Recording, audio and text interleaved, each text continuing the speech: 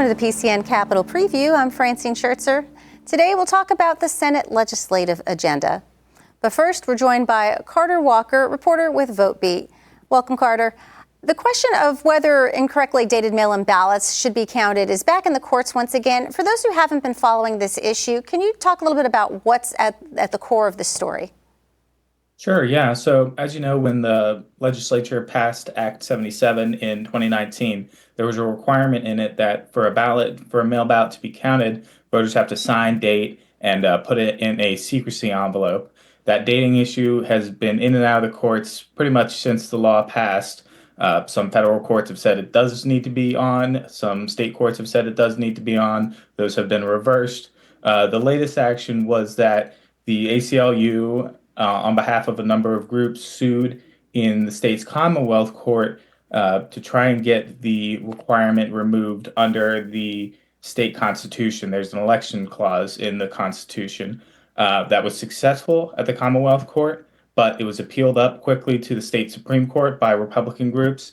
And the state Supreme Court said that the Commonwealth Court didn't have jurisdiction to take the case. So they kicked it out, and it appeared it was going to be dead from there. But just last week, the ACLU is now asking the state Supreme Court to use its King's Bench authority to retake the case. So if the court does use that authority, we could see another change before November. What is at the core of the argument of voting rights groups like the ACLU that are calling for the court to use its King's Bench authority? And can you explain what that authority is? Yeah, so the King's Bench authority is a special power the state Supreme Court has to bypass the normal court process where things go up through a county court and then it get appealed to an appellate court and then up to the Supreme Court.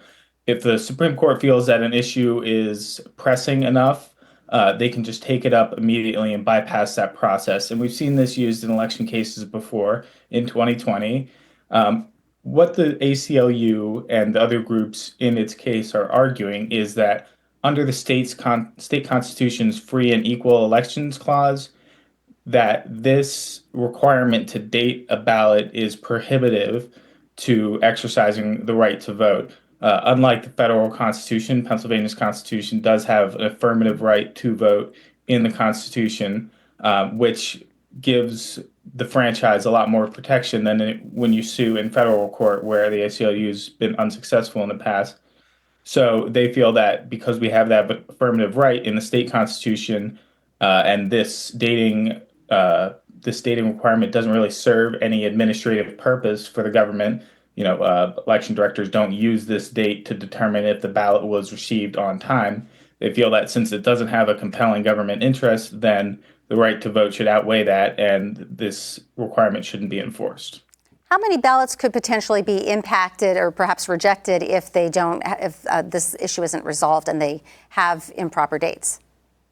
Yeah, it could be thousands. I had looked at some data during the primary, which obviously is a lot lower of a turnout election. There were about 8,500 ballots rejected all around the state for those three issues I mentioned: secrecy envelope, dating, and signature. Of those 8,500, I calculated about 4,400 were for the dating issue. I think we had just about 700,000 ballots returned during the primary, and we're already double that in ballot requests for this general.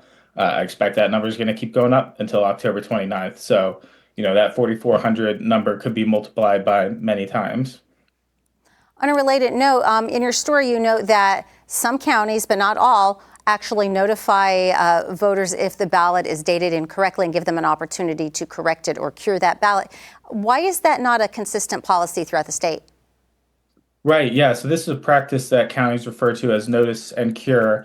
It's the reason it's not consistent across the state, again, because we're a Commonwealth and the primary authority for running elections is at the county level. This notice and cure process, it isn't outlined in the state's elections code, but courts have ruled that, because it's not expressly prohibited in the election code, counties can decide for themselves what their policy should be. So many counties, I believe at least 28 last I checked, have some version of a notice and cure policy. And that could be just simply they use these codes in the state's mail ballot tracking system that generate an email to the voter. and say, hey, there's a problem, and then the voter goes and votes provisionally at their polling place, to Allegheny County even goes as far as mailing the defective ballot back to the voter with instructions saying, hey, you did X thing wrong, and a new envelope for them to send it back. So there's a wide variety of practices across the state that, of course, many counties don't employ that. And now that's the subject of a King's Bench challenge as well. The RNC and the Pennsylvania GOP are asking the state Supreme Court to clarify whether that's allowed. Is there a deadline, perhaps either in the state constitution or in statute somewhere, that prevents last-minute changes to election procedure just prior to an election to avoid further confusion? No deadline that I'm aware of, but it does seem that the courts have gotten the message that things need to move quickly. There's been a lot of complaints from not just election directors, but voters, legislators, all stakeholders that the court in recent years, not just the Supreme Court, but many courts have been kind of ignorant of the election timelines and released decisions that appear to change the rules in the middle of the game. But it seems the Supreme Court has gotten that message this time around. Just recently, they issued a temporary rule change that tightened some of the deadlines for appealing so that in the hopes, obviously, of speeding up these cases. And I think that's why we've been seeing a lot of this stuff move very quickly. When do you expect this issue to be resolved?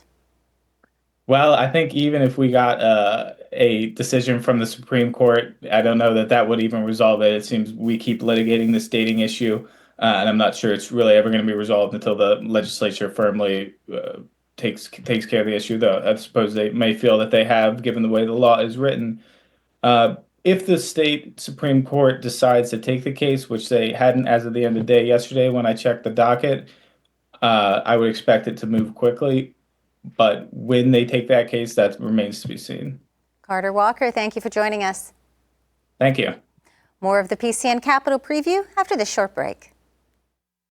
Welcome back. Our guests are Senator Jay Costa, Senate Minority Leader, and Senator Joe Pittman, Senate Majority Leader. Senator Pittman, we'll start with you. The Senate's scheduled to be in session for less than a dozen days between now and mid-November. What do you hope to accomplish between now and then? Well, I think we have a lot of objectives. Some are timely. For example, the PA one call issue is a timely issue. What's called Chapter 14, which are utility protections for consumers. Some of those things are expiring and we have to deal with. That's an issue, of course. We continue to be focused on areas of agreement. We try to make sure we're bipartisan as much as possible in moving our agendas forward. But we also have some areas of disagreement. One of the biggest issues that we see is the challenges of inflation generally. The high cost of electricity is an issue of concern, and so we've certainly worked to move issues that address those problems as well. So hopefully we're going to have a productive several days here. A lot of it's going to depend on our friends in the House. Obviously, they had to reorganize just yesterday after two special elections. Once we get them back up and running, we can see what kind of agenda we can craft over the next several days. Senator Costa? Well, I think some of the things that Senator Pittman talked about are important to us as well, so that's important. But there are other things that we have in mind I think we believe we need to address. One of them is what we perceive to be a looming transit crisis taking place in Pennsylvania, particularly in our southeast part of our counties. And so we're hopeful that we'll have a conversation about transit funding along those lines. We've had conversations along those lines. We addressed a temporary short fix in June or July, but more work needs to be done. That'll be a priority for us, and we hope to be able to get to that. And there are a number of other items that the House has sent us already that we think need to be given some attention between now and the time we conclude our session. Let's revisit the issue of transportation for just a moment. During a House Transportation Committee meeting back in September, SEPTA, the Southeastern Pennsylvania's Mass Transit Agency, had talked about proposed both service cuts as well as possible price increases. Could you talk a little bit about how much mass transit fared in this past state budget and any anticipation of further funding coming down the pike this fall? So I can relate to the conversations both Senator Pittman and I had with the administration with regard to sort of the short-term temporary relief for both the transit system, but also for transportation as well. That was important to buy time to allow us to have the conversations right now. So that came out of the budget, $80 million for each of them. But the conversation needs to be more permanent type transit funding. The governor had proposed, and the House Democrats have sent us language with respect to a portion of the sales tax. We know that this issue of transit funding has always been tied or coupled with transportation. we need to take steps to be able to address that. But it goes beyond just the transit's money for them in terms of direct. I mean, I think these counties across Pennsylvania, they want to participate as well. There's legislation that came over that will allow these counties to be able to implement, we hope to be able to implement other revenue streams for them to be able to help offset some of the costs. So the state's not bearing the bulk of that cost or a significant, inordinate amount of that money, and the local counties are able to participate as well. But we're very concerned about the service cuts and the rate increases. We saw it back in Allegheny County with then Port Authority and now Pittsburgh Regional Transit. We're not at the stage that SEPTA is right now, but we do have concerns when we get to 27. That's when we hit our big cliff. So we're very much concerned about that as well. No one wants service cuts as much as possible. People need to get to and from work. I met with the folks from IBX just yesterday, how important it is for them to get their workers to work, but also being able to folks to get individuals who are receiving care through the different programs to get to the doctor's office or whatever the case might be. So transit's a major issue we have to address. Senator Pittman. It is a big issue, but there's a real dichotomy here. Obviously, many of the members that I represent in our caucus come from rural communities where we don't have the benefit of large regional transit networks. And frankly, when the price at the pump goes up, those that work have to pay the bill. And so I do think that there needs to be a ridership component to this. The users of the system and the network need to pay their fair share. The local counties that benefit from it need to pay their fair share. And historically, we have never addressed the issue of transit without also addressing the issue of infrastructure. And so those things go hand in hand. And I think the real challenge we have is that the revenue streams right now that currently exist are not capable of addressing both of those issues. And so we have to figure out a new dynamic on this. We have the second highest gas tax in the country. We've had enough of that issue. And if we're going to deal with some of the structural things we have from a budgetary perspective, we're not going to be able to do it with existing revenue streams. Senator Pittman, you had said that you would like to see skills games taxed paired with mass transit funding. Can you talk a little bit about why pairing those two in particular? Well, it's the only commonality I see in terms of potential new revenue. The governor brought it up in his budget address. Conceptually, our members see a need to regulate the games of skill. Frankly, I think the skill games issue is becoming a public safety issue. We see these mini casinos popping up everywhere. They're unregulated, they're not observed, and I think it's a real issue. So I've just concluded that from what I hear, conceptually, there's a common agreement that we have to address this issue. That will obviously generate revenue, and if the interests in transit and transportation infrastructure remain, that may be a source. But I also have to underscore that if we're going to do something along those lines, we have to give a tip of the hat to the general fund as well. Senator Costa, what are your thoughts on potentially pairing the two skills games with transportation funding? So I think it makes sense. I think we do. Senator Pittman has indicated, I think we have to get our arms around what we have in place. The status quo, quite frankly, really can't continue. So we have an opportunity to put into place skill game regulations that generate revenues, but also address what's taking place in our communities. How much money we raise is going to be a part of the details that we have to work out, a tax rate, the number of machines, et cetera. Those are all very important concepts we have to talk about. But at the end of the day, that's one avenue that we can look at. The transit side can come from the sales tax. We got to find a revenue stream for transportation and infrastructure, which we support.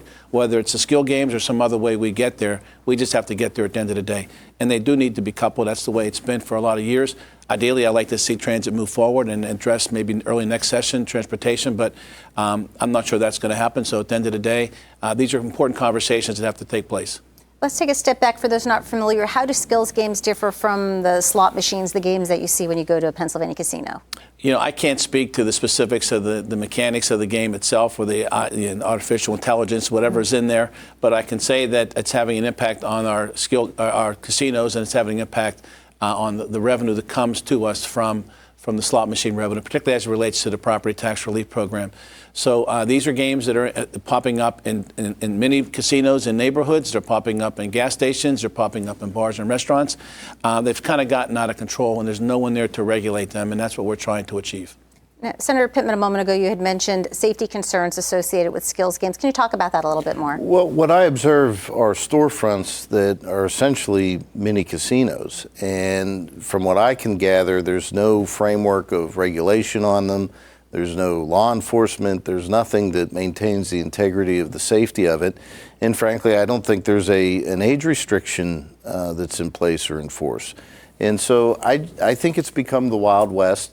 You know, Senator Costa pointed out the impact on gaming revenue streams, but it's also having an impact, I believe, on the lottery fund as well. We're seeing significant declines in lottery revenue, and obviously that's a huge impact. Is this issue tied up in the courts currently? It is, and you know, to your earlier question, the courts have deemed these machines to have apparently some element of skill, which may be fine. I mean, I wouldn't spend time at one if you paid me, but the courts have made that decision, and as Senator Costa said, they're now ubiquitous across the state, and it's going to be an issue that's still in the courts. Whether or not the Supreme Court chooses to address it or not is an open question, but I think no matter what the courts decide, it's probably going to come back to us to figure out how to properly regulate. We could shift gears for just a moment. I believe, Senator Pittman, you had mentioned another issue that is a little bit more timely and needs to be dealt with this fall is something called Chapter 14. There's separate bills before the House and Senate right now dealing with utility shutoffs and how this could affect the consumer. Can you give us a little bit of background on this issue? Well, you know, it's a good example of where our work in the Senate was bipartisan. We passed those reforms 42-8. We sent them to the House in June, and we have not yet gotten any clear indication of what the House is willing to do on that front. You know, those consumer protections are going to expire. It's a big issue, and we think we need to address it. And I have to give our standing committee chairs, Senator Pat Stefano, Senator Lisa Boscola, a lot of credit for their collaboration in moving that through the Senate several months ago. Yeah, that's an important issue. We hopefully that they'll pick up Senator Boscola's bill and move it out of the House quickly to address that. We are running out of time, of course. It's a collaboration that needs to be done, particularly in that committee. Oftentimes we find that Senator Boscola and Senator Stefano now work well together to be able to advance these things. These are not partisan issues. These are issues that really work to help the consumers be able to have the protections that they need and putting things in place that are important for the next 10 years. In a practicality sense, what exactly would this bill do for consumers? Well, I think it extends the period of time in which there'll be consumer protections in place, things like shut-off notices, things of that nature, how the industry is sort of regulated along those lines. This sets the framework that's been in place. Add some modifications to it, but I think going forward, that's the gist of what I understand it to be. How do you respond to groups like the Energy Association of Pennsylvania, who had suggested that expanded consumer protections could increase electricity bills? Well, I think we have to recognize that may be something that comes out of it. I'm not particularly certain that that's the case. But I do think consumer protections, are warranted as we go forward. I think that's what is important to our caucus, and I think there was a compromise that was reached with respect to them. May not reach the same compromise in the House. Who knows how that'll play out? But I think our caucus came together and realized this is a reasonable, balanced approach to what needs to be done with respect to consumer protections, and that's why they were in the bill, and that's why it passed so overwhelmingly. What kind of deadline are you on to get Chapter 14 resolved? I believe it's the calendar year, so we really are running out of time on this issue. So. What happens if this doesn't get resolved by the end of the year? Well, I think there's some uncertainty in terms of things that may be grandfathered. It may be something that then ends up in the lap of the PUC, which I think is less than ideal. And so we really need to maintain the integrity of the legislative process and try to get these issues resolved. The Senate's also considering a bill to deal with the extension of the one-call plan. For those that aren't familiar, could you explain what these protections are and how this bill works? You know, it's one of those in-the-weeds issues, but it's a very important issue. It's basically a protection to make sure that whenever utilities are being put in the ground, that we know where they are, that when somebody goes to dig to replace them, that we don't impact other utilities. And it's a program that's been very comprehensive for a number of years, but we've got to get it reauthorized. And at the end of the day, we have to have utility buy-in to make it work. Now, as we speak, we're roughly 5 weeks away from Election Day. County governments for the past several years have been calling for pre-canvassing, which allows them to prepare the votes, the mail-in ballots, to be counted prior to election night. Can you talk a little bit about this issue, Senator, and where it might be in the legislature right now? I believe that the House may have sent this bill over. I have to go back and check, but I do think that it's an important issue we have to address. I think our counties across the Commonwealth have been asking for this. There have been commissions that put together The Election Advisory Board a couple years back and a few others have all recommended that this be part of it. It needs to be reasonable, 3 days, 7 days, 21 days is too much in my view. But I think there's consensus probably that we can get to that point. That's important because I think it's sort of the longer these election outcomes go on, day after day after day, concerned about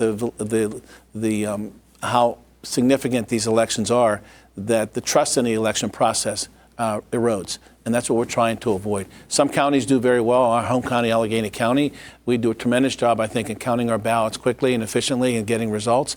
But that's not the case for many other counties. So we saw what happened 4 years ago. It was a Saturday when we finally realized the outcome of Pennsylvania. It just creates skepticism about the process, and we can't have that. So this is a way to avoid that and getting timely results. Is there support in the Senate for preview canvassing? This is an area where we have some respectful disagreement. I mean, our perspective is that county boards of elections could begin the process on Election Day, 7 a.m., right when the polls open.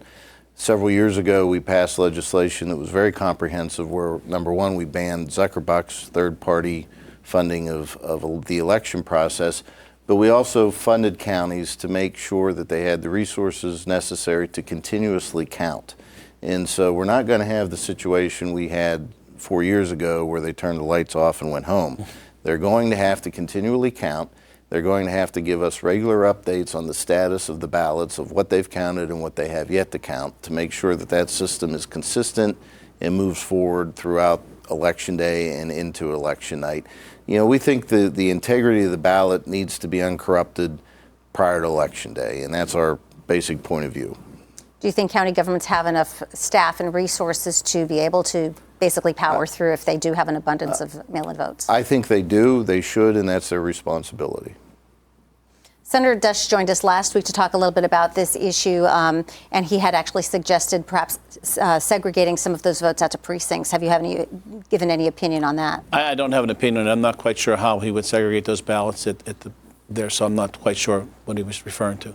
Is there any additional election-related law that you'd like to see the legislature revisit, if not this session, perhaps in the next session next year? Well, we've not been shy about our point of view on voter ID. We think that that's fundamental to ensuring the integrity of the process. Current state law is that when you're a first-time voter, you have to show your ID. And so if you can show it the first time, surely you can show it the second, third, and fourth time. And so that's a point of view that we have. We obviously have some disagreements on that front.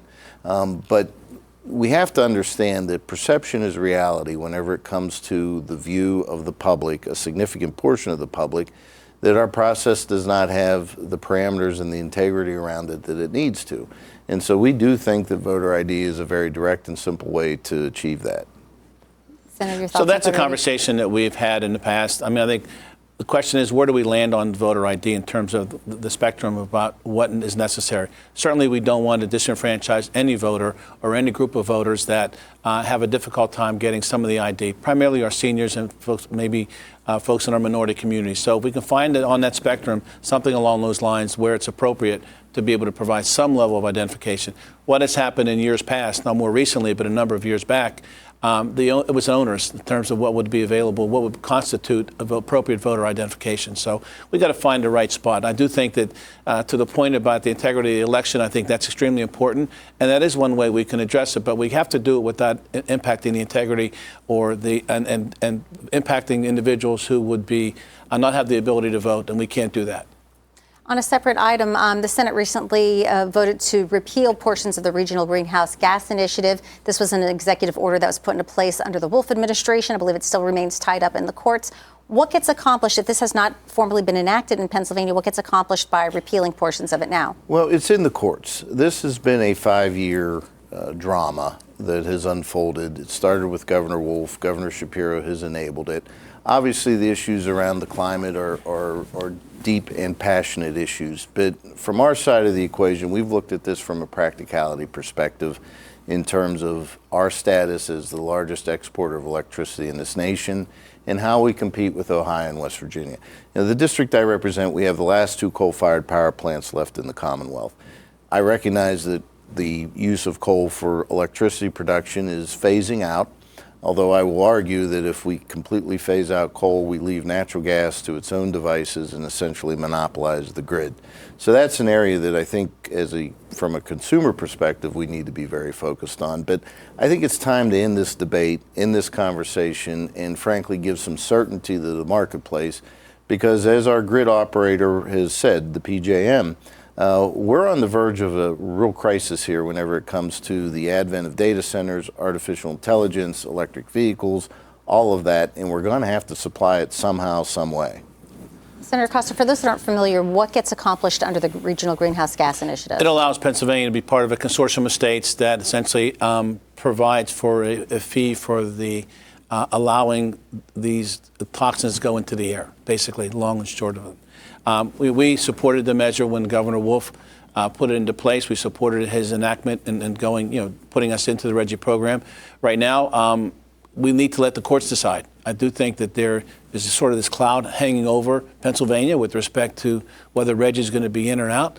I support the investment and time we put into RGGI, but more importantly, I think it has to be resolved one way or the other. So my hope is that the court, which has taken up this case, decides it sooner than later. I mean, there's a question about the fee versus tax part of the case, but there's also the executive order part of that I think we have to reconcile between the two. So I think at the end of the day, the court needs to bring clarity to the issue and allow Pennsylvania to learn and allow the energy industry to understand whether or not they want to make these investments here or not. Because as long as RGGI hangs out there, they're not going to make those investments. Those investments might go to other states, and then we end up losing. So getting this resolved as soon as possible is what needs to be done. Senator Pittman, were your concerns more against the merits of the compact itself or the manner in which it was put into place? Both. I think the merits of it are built on fallacy. I think the process was built on fallacy. And as the Commonwealth Court pointed out, in their view, this is a tax and is therefore an unconstitutional tax because we did not levy it. What impact would something like RGGI have with the stability of the energy grid in general? Well, I think as Senator Costa pointed out, more than anything, we need certainty. We need to understand where we're going on this issue. We see investments in West Virginia and Ohio whenever it comes to power plants, mainly natural gas plants, but we also see West Virginia repowering coal-fired power plants. That is an economic engine. A lot of the building trades in Western PA rely on energy for their livelihoods. And so that's where this dichotomy breaks down.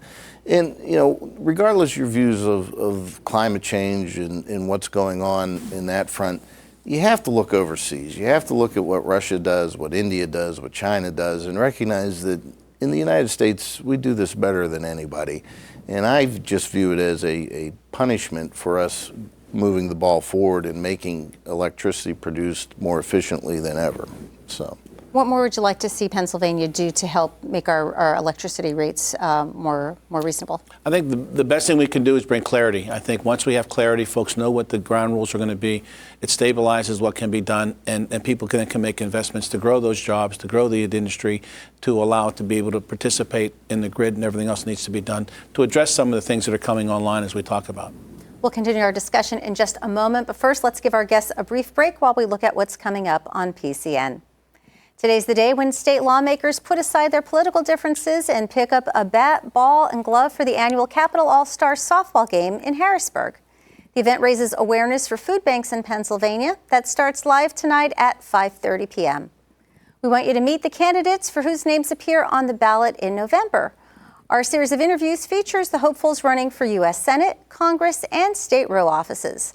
Candidate interviews air Wednesdays at 7 p.m. To find out who's being featured and the offices they're running for, visit PCN Select or PCNTV.com. Journalist Roundtable returns with Kate Wangpu from Spotlight PA, John Fitterty from Capitol Wire, and Charlie Thompson from Penn Live. That's this Thursday at 7 p.m. Football game of the week here on PCN, Cocalico versus Ephrata. The action starts Friday night live at 7. The public affairs coverage you watch on PCN TV is now free online. Go to PCNTV.com and check out our streaming service, PCN Select. PCN is a 501c3 nonprofit television network that receives no government funding. We rely on viewers and donors like you to help PCN bring you everything Pennsylvania. To make a donation, visit PCNTV.com. We're going to return to our discussion now with our Senate leaders. Senator Costa, let's come back to you. During the budget address 2 years in a row now, Governor Josh Shapiro has called for a minimum wage increase. This was also something his predecessor, Governor Wolf, had called for. Where do you think this issue stands right now? Is there a support to get this across the line? I think there's support in the Democratic caucus for sure, and I think there's support in the Republican caucus as well. We just have to find the right number. The House sent us over a version, I think, that would get us to 11, 13, and 15 over a couple of years. We just got to find that common ground where it works out at, that we're able to do something in that space. We think it's important, certainly to the people of Pennsylvania. And it's more about, quite frankly, right now, it's more about what it looks like, the optics, more so than it is the reality in terms of what needs to be done. We are an island among states. Everyone around us has increased their minimum wage. It's much higher than ours. Some are at 15, some are at 13, some are at 9.75 or whatever. So we have to take steps to be able to fix that because it impacts the people, particularly around our borders, in terms of where they go to work at. So we think it's something that's important, and we think it needs to be done, and we have time to be able to get it done. Senator Pittman? You know, sometimes I feel like I'm the Rodney Dangerfield of the Capitol because I've been saying very clearly that we're willing to have a conversation about a reasonable minimum wage. Our friends in the House seem to not hear that message because I do think that moving to $15 in an aggressive manner as they've proposed just isn't workable. But I do think there's a sweet spot. The one caution I like to put out there, though, on the minimum wage issue is that the nonprofit community pays dearly whenever wages go up. And what I mean by that is, you know, the community action agencies, the YMCAs, the United Ways, you name it, those that rely on part-time work to provide services to communities. When you have a for-profit enterprise, you can pass the cost on to the widget you sell. When you're a nonprofit, you have two choices, which is to either reduce services or raise more money from the community to maintain the services you provide. And so that's a area of caution that I think we need to recognize on that debate. If many entry-level jobs right now are paying $10 or $11 or $15 an hour, how do you determine what the appropriate rate should be? Well, I think that's the practicality of it. The market is moving the numbers. I mean, we don't see very many minimum wage jobs, but usually where you see them, for example, areas like I represent where I have a significant student population because of IUP, a lot of it is part-time work, a lot of it is retail work, a lot of it is nonprofit work, and they're not meant to be family-sustaining jobs. And I think that's sometimes the disconnect when we talk about the minimum wage. The minimum wage was never designed to be a family-sustaining wage. And I really think our focus needs to be on how we promote family-sustaining wages and not a minimum wage. Senator Costa, what would you like to see the appropriate wage be? I think phasing it in over a period of time, I think jumping from 7 to 15, I think is certainly too big of a gap, as was indicated. But I do think that what's reasonable is 11, 13, 15, for example, and then with cost of living adjustments going forward. I think that's a reasonable approach. It gives folks time to ramp up. I know it's a big jump from 7.25 to 11, but I do think that as the market has been set along those lines, we know now that people are making anywhere from $18 to $20 an hour in a lot of places because of the demand for employees. But I do think a reasonable, thoughtful approach would be spread out over 3 years, as I mentioned, 11, 13, 15.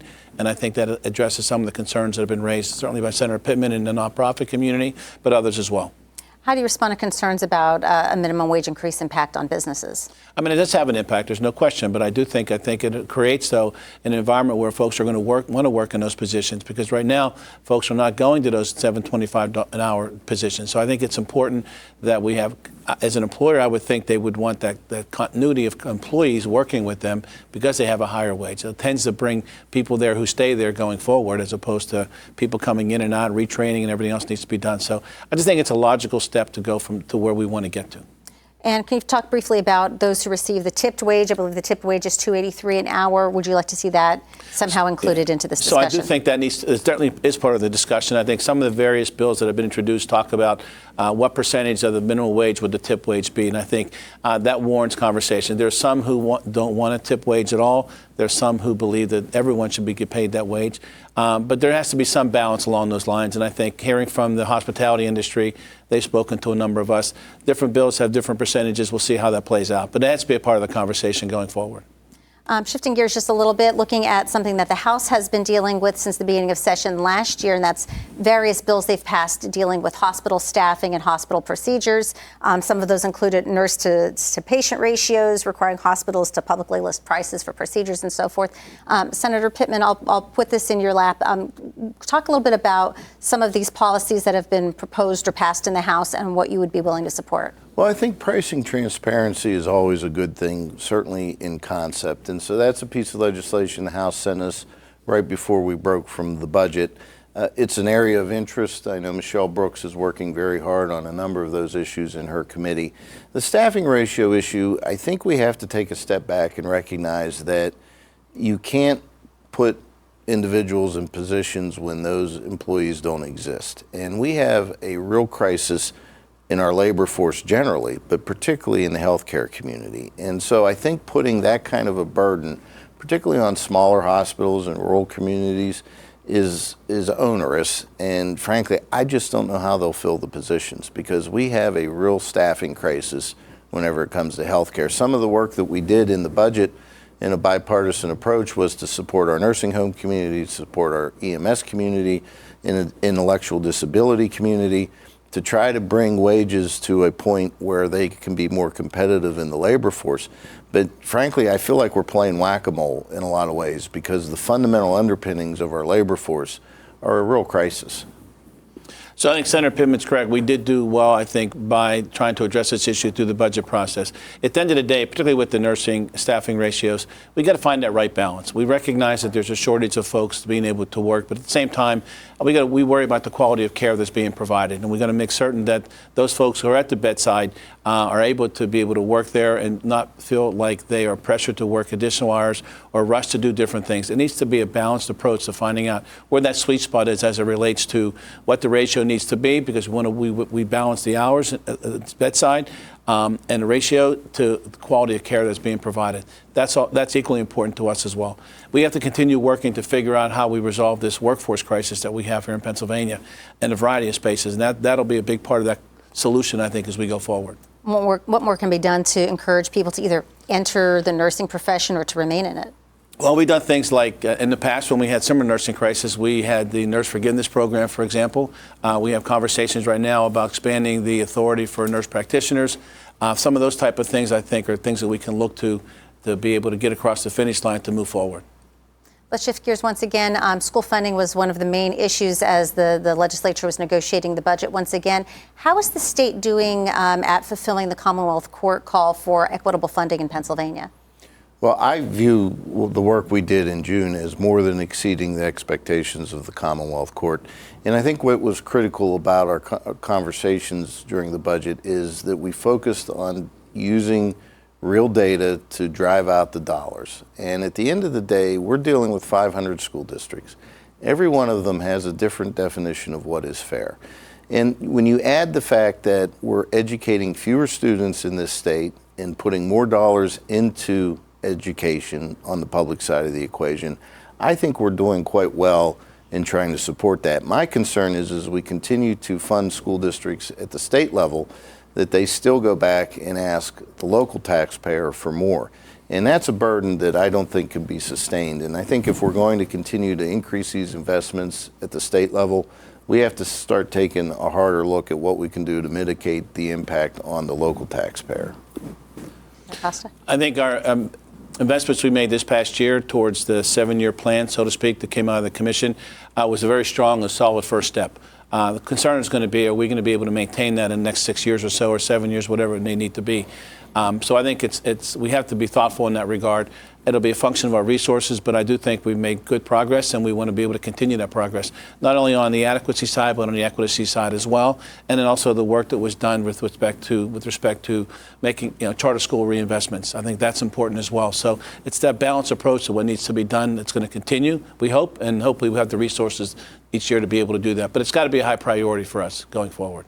Are increased spending the only solution, or are there other policy changes that you'd like to see enacted to help education? I think increased spending is important for us to be able to recognize that. But on the other side of the table, you need the school districts to recognize that there's a finite amount of resources that will be available to them, and that they got to be thoughtful along those lines and make sure that they're also participating and trying to do what they can to keep their costs down, as we are as well. So I think that's going to be an important thing that's part of this conversation. So we just can't keep giving money to our districts without any understanding that there's a finite amount and they need to take steps to be able to be thoughtful in decisions they make, particularly on the capital side. We hear a lot about that. Is there political will to revisit the issue of school vouchers?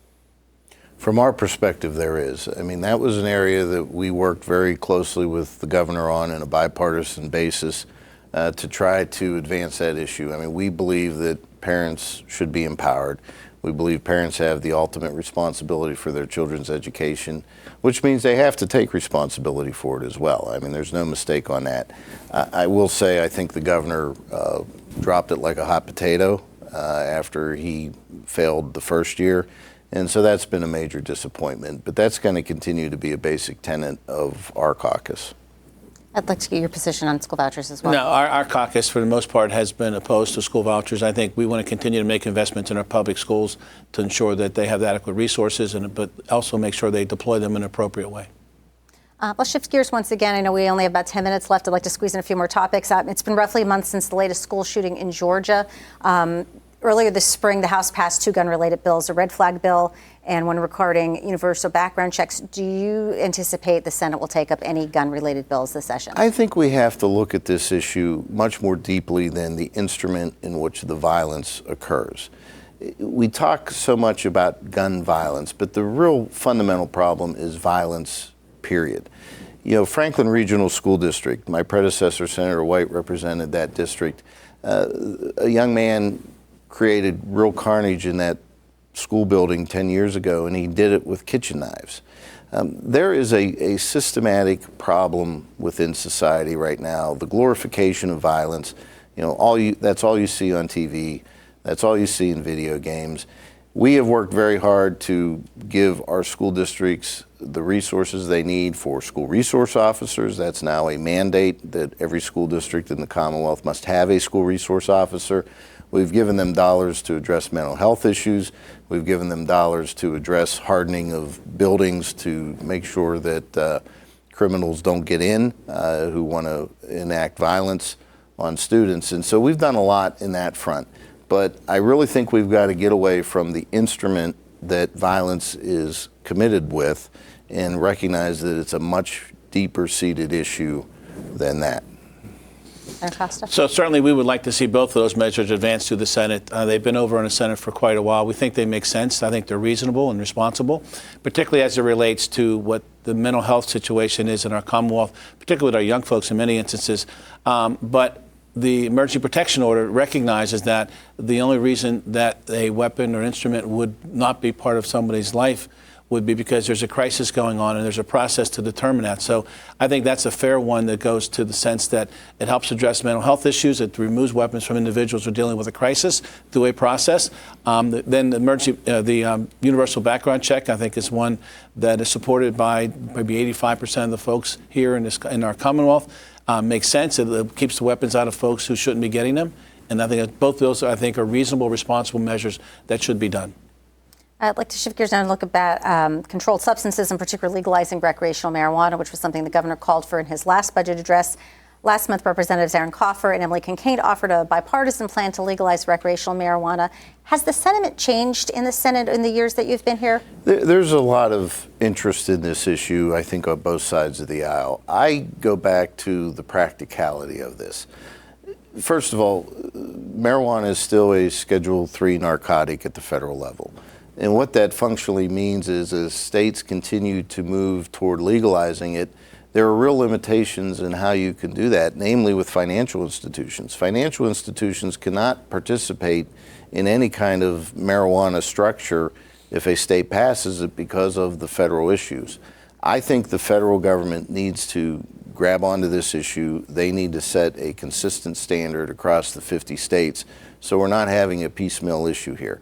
You know, personally, I talk to drug and alcohol providers They are very concerned about the prospect of legalizing this, but clearly the mood on this issue has shifted over the years.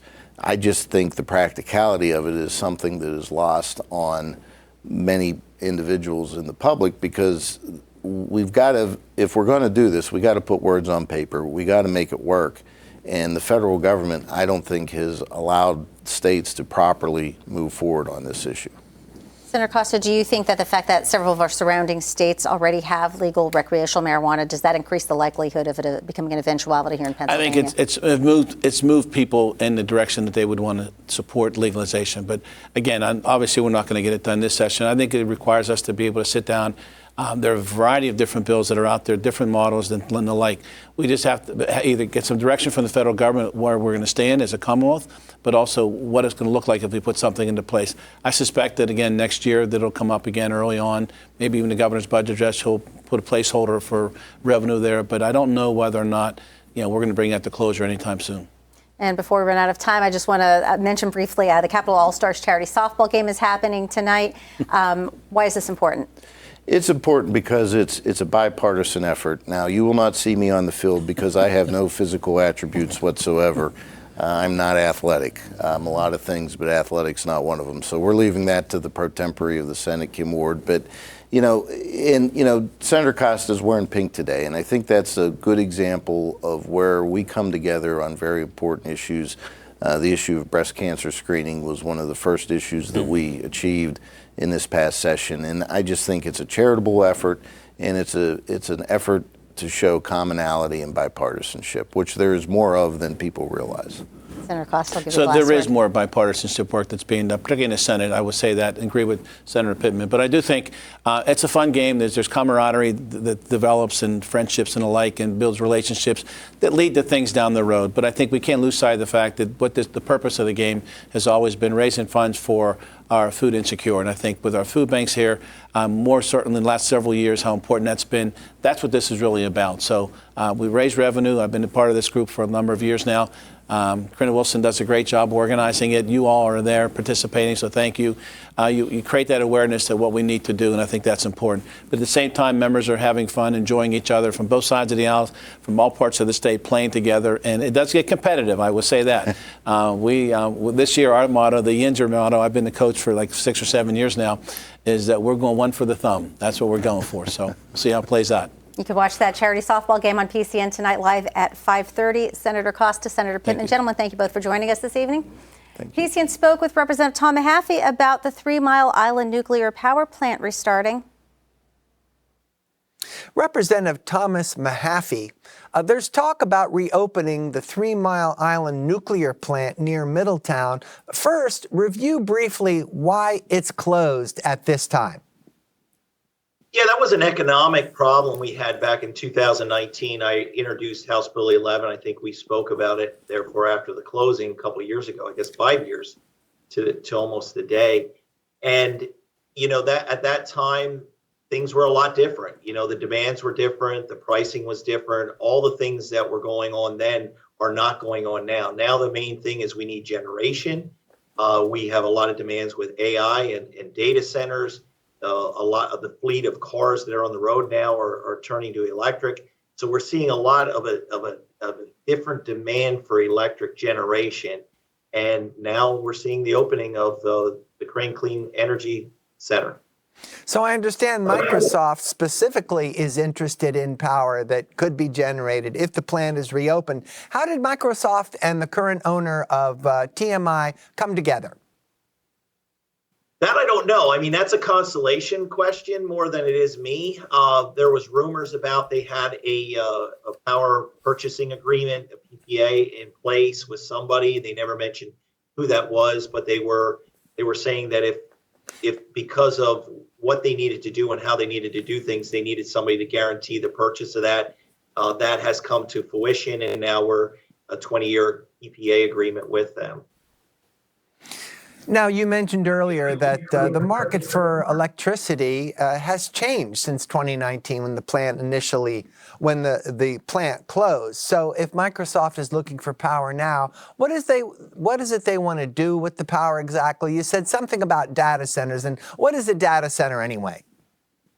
Well, these big data centers are, they're hubbing everything that we do, whether it's our phones or computers. We always talk about the cloud. Unfortunately, it's not located in the sky. It's located in these data centers, and they're using the amount of digital space, and what we need is just immense across the country. Things have changed. Things are changing day in and day out. So we're seeing these demands of our technology, and we have to have some kind of energy source, and they need a base load energy source like nuclear power to make sure that they don't go down for 1 minute at any time. Now, certain hurdles have to be cleared, of course, in order for TMI to reopen. So, Representative, who has to give approval to get TMI back online? Well, definitely the one that's most important is them getting their license to operate a nuclear power plant in the country, which is the NRC, the Nuclear Regulatory Commission. That's going to be the one that they have to get back. The license was given up when they decommissioned the plant and shut it down. Everything that was going on at the plant was headed toward, basically going back to green space. And then when the demand came back for energy, Constellation told us that they were looking for this buyer of electricity, and they found it. And here we are today. We're going to hopefully see this thing proceed and go forward. What's the reaction so far of the Nuclear Regulatory Commission? I don't know. I haven't had conversations with them. That's federal government. So that's something that they would get involved with. There are no state dollars going into this. So we really don't have any hands-on when it comes down to what's going to happen for the reopening of 3 Mile Island. This is two independent businesses coming up with an agreement upon, what they came up with, not anything that the state needed to do. There was talk about putting in some resources into it, but they figured out a way how to open it up with an agreement without using any state resources. What else do you know about the hurdles that have to be cleared in this case? You did point out that a license has to be obtained. What else? Their use of water probably has to be done too. They draw out of the Susquehanna River. I'm sure there's some small permitting that has to be done with other, small things, but really it's the NRC that's controlling that. It's really not. You would think it's a lot more, but it's really not. How soon might necessary approvals be granted to reopen TMI? They're looking at a 3 to 4 year window to open up. I mean, that's not just getting the permits, but that's putting the plant in place that they can reopen. And at that point in time, they're looking, at that time frame. I mean, they're going to have to buy fuel. That's going to take engineering. A full reopening is going to take some time. With Palisades opening up in Michigan, that plant also is a single reactor plant that's going to open up. There's going to be demands from both plants then that are going to need a lot of the similar stuff. So as far as that goes, I would hope they're going to stay on the time frame, and it would be that 4 year period. How do restart plans affect Unit 2 that's, of course, been offline since the incident in 1979? It doesn't. They're totally separate entities. They're owned by different companies. Constellation owns Unit 1. Unit 2 is owned by another entity. That is completely in decommissioning state, and that will be basically put back to original green space at that point in time. So there is no interaction between the two. Now, it's interesting to note that a company called Exelon owned TMI when it was closed. Why did a new company step up and buy the plant when at the time its future looked bleak? Yeah, Exelon was the owner. They branched off and they did a little bit, some different things that they needed to do within their own company. As far as Constellation, they are just an arm of Exelon, and they're running independently as far as doing generation and retail sales of electricity. Representative, we have about 30 seconds left. Tell me about the reaction you had when you heard the news. It was a great day for me. I've been after this and really pushing to do something with 3 Mile Island. One, to keep it open. Two, once it was closed, to do something down there. And to open this reactor was a great thing. It's going to produce a lot of jobs. They're looking at direct and indirect jobs somewhere in the 2,000 to 3,000 range at any given point in time. My father worked there when they were building it in the 70s, and he came back to me when he heard about it on TV, because I wasn't even able to tell him. And he said, Tommy, you have no idea the amount of work that's going to go into this plant and how great this is for the workers of Pennsylvania. Representative Thomas Mahaffey, thank you for your time. Thank you. That concludes today's show. A reminder, we want you to meet the candidates whose names appear on the ballot in November. Our series of interviews features the hopefuls running for U.S. Senate, Congress, and state row offices. Candidate interviews air Wednesdays at 7 p.m. To find out who's being featured and the offices they're running for, visit PCN Select or PCNTV.com. I'm Francine Schertzer. Thank you for watching.